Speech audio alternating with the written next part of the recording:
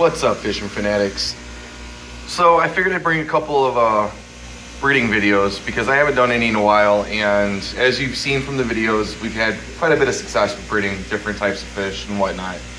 So I'm going to get into one that's a little more common, only because not a lot of people tend to pick these up.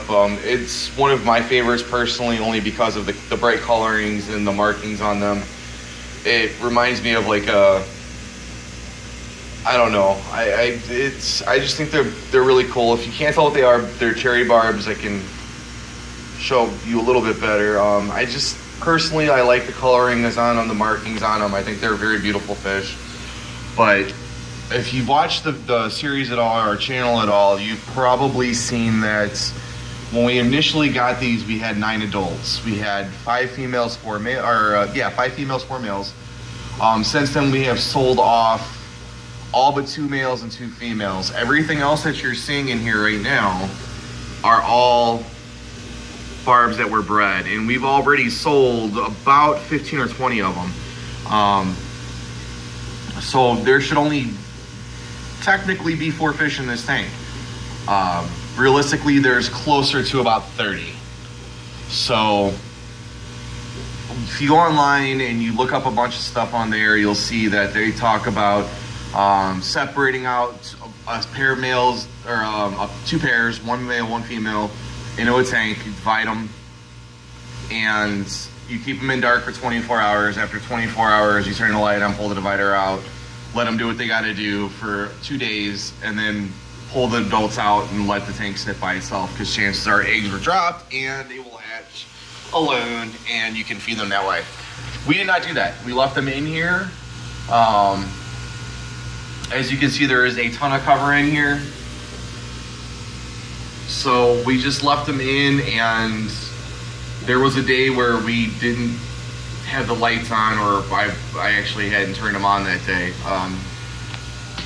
It's one of my worst days, but anyways. We didn't turn the lights on. We came down the next day, made sure that they were all on, and we came back down a little while later, and we started seeing a couple pop up here and there, and then a couple more, then a couple more, then a couple more, then a couple more, and since then it has turned into what you see. It's not hard to breed them as long as there's cover, and as long as they have, I mean, you can see that the plants are a little brown, you know, there's a little bit of food on the ground, but Java moss,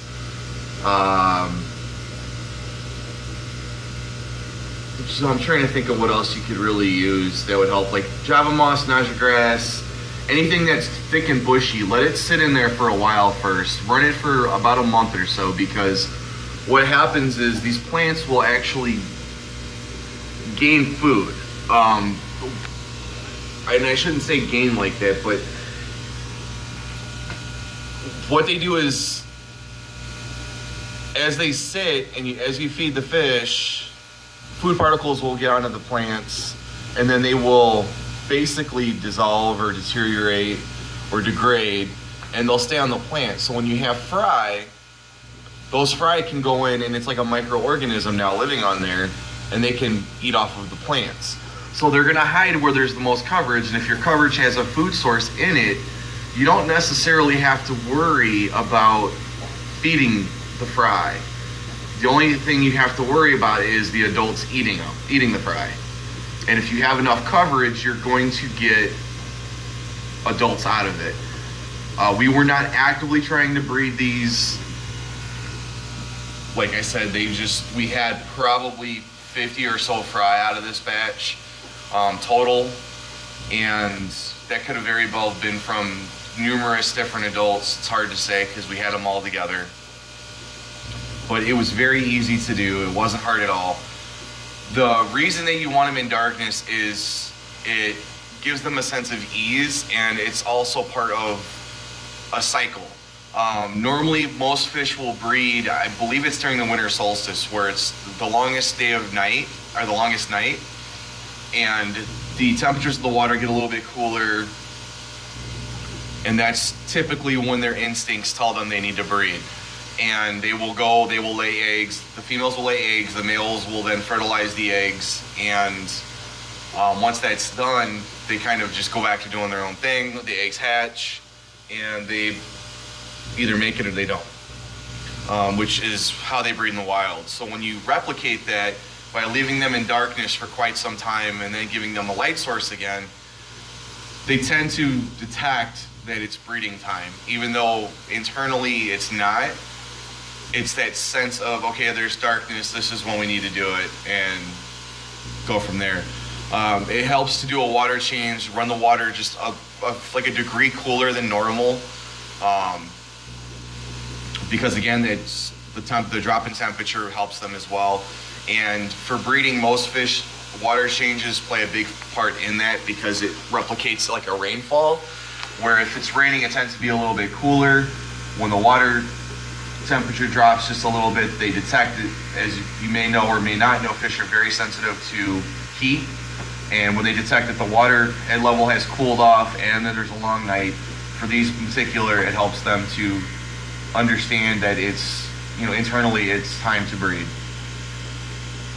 So just a quick tidbit on how to breed cherry barbs. And I know that not a lot of people are into them, but it was something I find fascinating and I wanted to share with you. Some people have tried and failed, and others haven't quite figured it out. Like I said, we weren't really trying. I knew how to do it. We had the stuff to do it. We were eventually going to breed them, but it was done accidentally and it still worked, and we didn't do anything else other than just have the light off. We did a water change the day before, had the light off on accident, turned it back on, and then we had tons of cherry barbs, as you can see. They literally fill the tank, so that's really it. Pretty simple. Wasn't very hard at all. We weren't even trying technically, so there you go. If you guys have any questions, comments, or concerns, as always, drop them in the box below. We are always open to suggestions. If you haven't already, do us a favor, hit that like, subscribe, and share button. Let's get some more people into the fish keeping hobby. And as always, happy fish keeping.